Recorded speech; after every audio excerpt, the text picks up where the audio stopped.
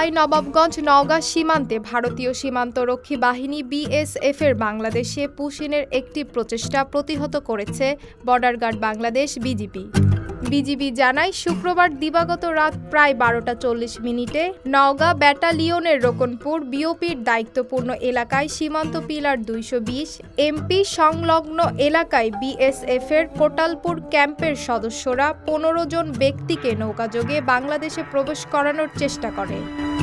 পুশিনের জন্য আনা ব্যক্তিদের মধ্যে ছিলেন 2 জন পুরুষ, 8 জন নারী এবং 5 জন শিশু। তবে বিজিবির তাৎক্ষণিক ও কার্যকর পদক্ষেপে এই প্রচেষ্টা ব্যর্থ হয়। এ সময় তারা সীমান্তের শূন্য লাইন বরাবর ভারতের অভ্যন্তরে অবস্থান করছিল।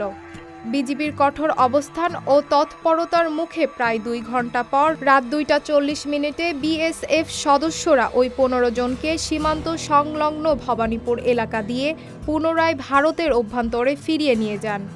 নওগাঁ ব্যাটালিয়ন 16 বিজেপির অধিনায়ক লেফটেন্যান্ট কর্নেল মোহাম্মদ আরিফুল ইসলাম মাসুম বলেন, নওগাঁ ও চাঁপাইনবাবগঞ্জ সীমান্তে পুশিন অবৈধ অনুপ্রবেশ এবং অবৈধ পারাপার রোধে বিজিবি সর্বদা সতর্ক দায়িত্ব পালন করছে। সীমান্ত এলাকায় নজরদারি আরও জোরদার করা হয়েছে এবং যে কোনো ধরনের অপতৎপরতা প্রতিহত করতে বিজিবি বদ্ধপরিকর। বর্তমানে সীমান্ত পরিস্থিতি নিবিড়ভাবে পর্যবেক্ষণ করছে বিজিবি।